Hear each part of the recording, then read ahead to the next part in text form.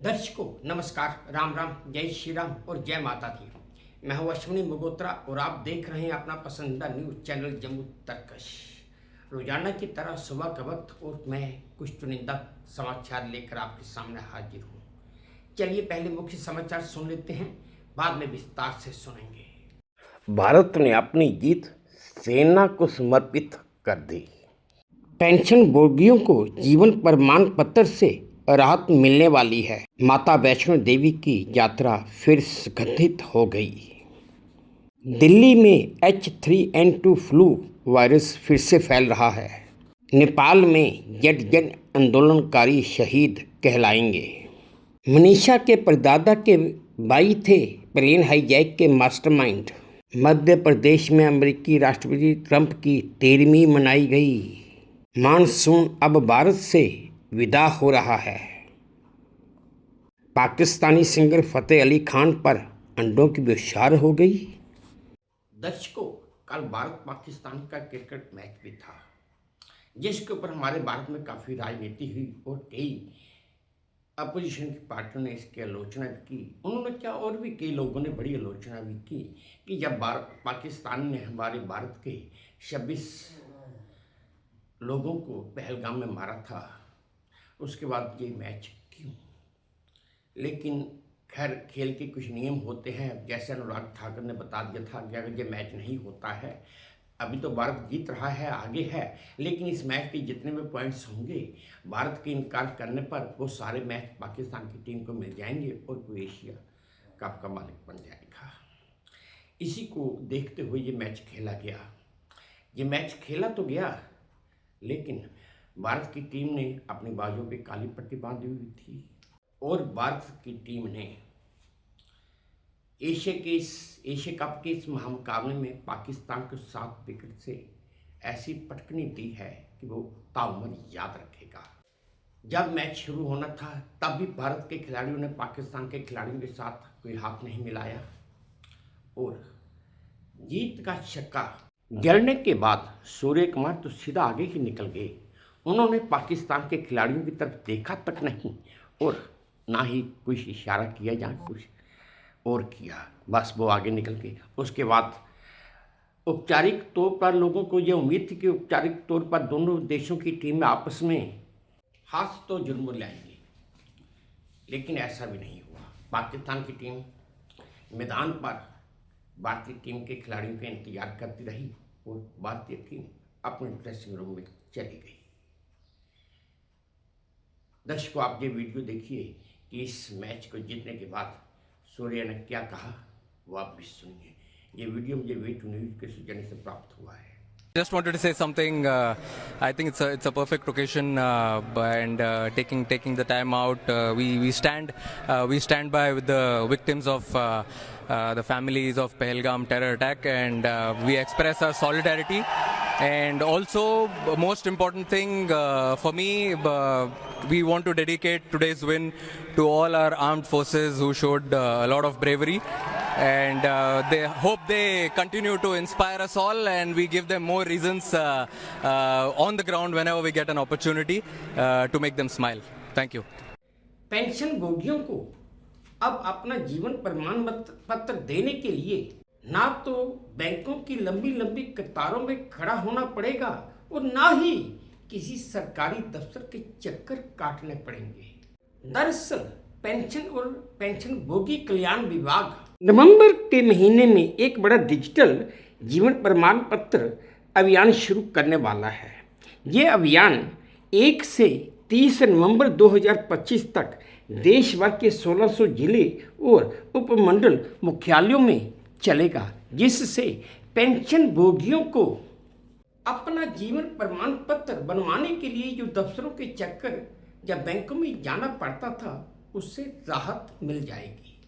यूं तो माता वैष्णो देवी श्राइन बोर्ड ने बताया था और कहा भी था कि 14 सितंबर 2025 से माता वैष्णो देवी की यात्रा फिर से शुरू हो जाएगी, लेकिन कुछ कारणवश, जैसे कि ऊपर पहाड़ों में अभी भी लगातार बारिश हो रही है और सुरक्षा के कारणों की वजह से माता वैष्णो देवी की यात्रा फिर से एक बार स्थगित हो गई है, जिसके चलते कटरा से कुछ श्रद्धालुओं ने माता के भवन की तरफ मार्च करने की कोशिश की और वहाँ पर जो पुलिस तैनात थी उसने उनको आगे बढ़ने से रोक दिया। वहीं श्राइन बोर्ड का कहना है कि पहाड़ों पर लगातार बारिश होने की वजह से पहाड़ों की मिट्टी गीली है और कुछ सुरक्षा कारणों की वजह से हम मजबूरी में ये यात्रा संगठित कर रहे हैं, लेकिन हमारी कोशिश है कि यात्रा जल्द से जल्द बहाल हो जाए। दर्शकों, इस साल मानसून की बारिशों ने बहुत ज़्यादा तबाही हमारे हिंदुस्तान में, भारतवर्ष में मचा ही थी, लेकिन ये एक कुदरत का नियम है और कुदरत ही थी, इसमें किसी का कोई जोर चल नहीं सकता। चाहे प्रधानमंत्री मोदी हो या राहुल गांधी हो, कोई कुछ नहीं कर सकता, ये कुदरत है। लेकिन अब खुशी की बात और राहत की बात ये है कि अब धीरे धीरे मानसून भारत से विदा हो रहा है।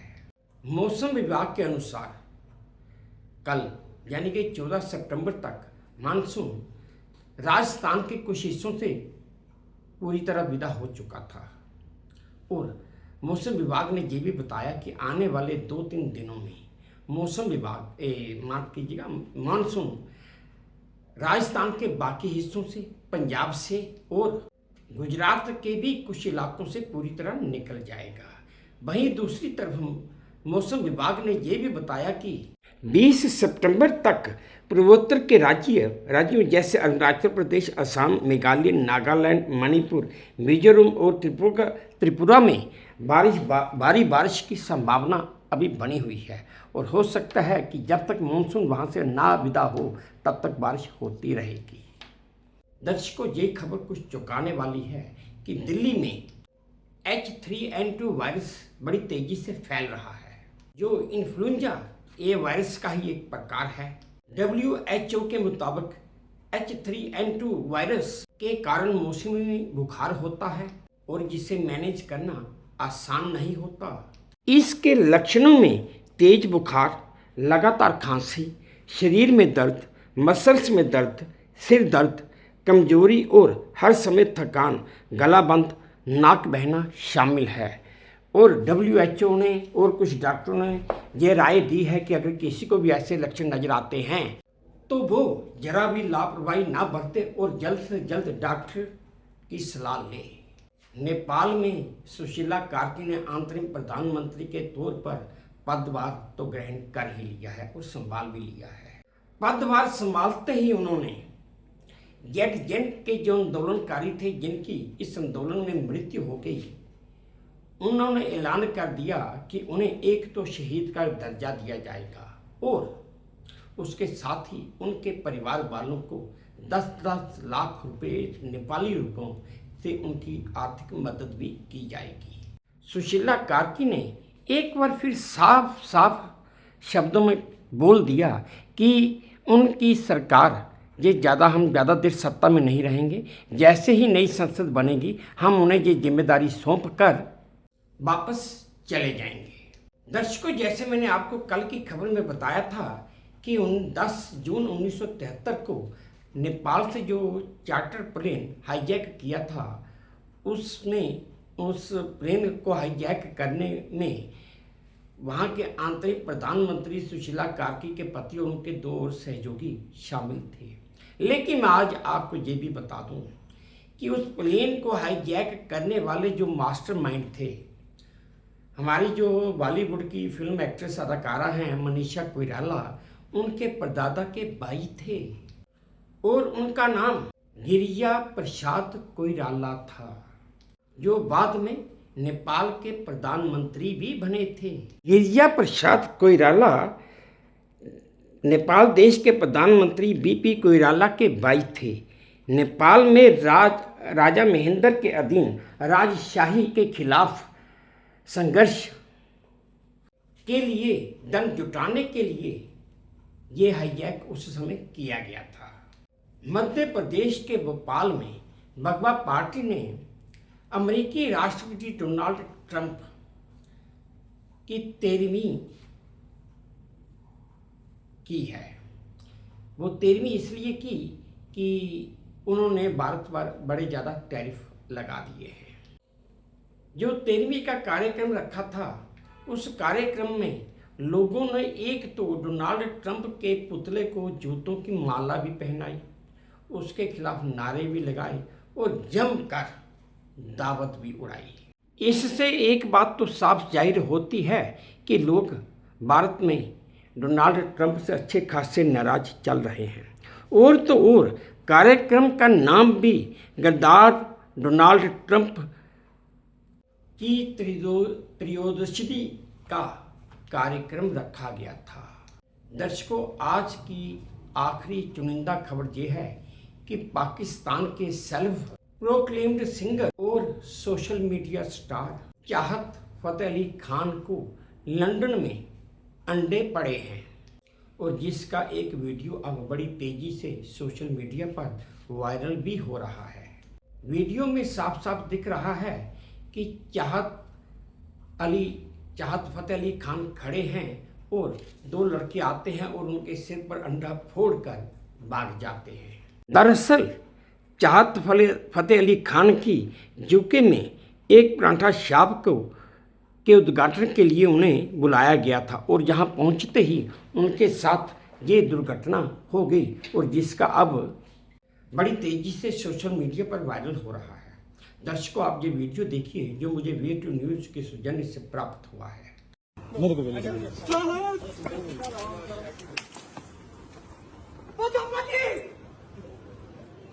तो दर्शकों, ये थे आज के कुछ चुनिंदा समाचार जो मैंने आप सबके साथ साझा किए।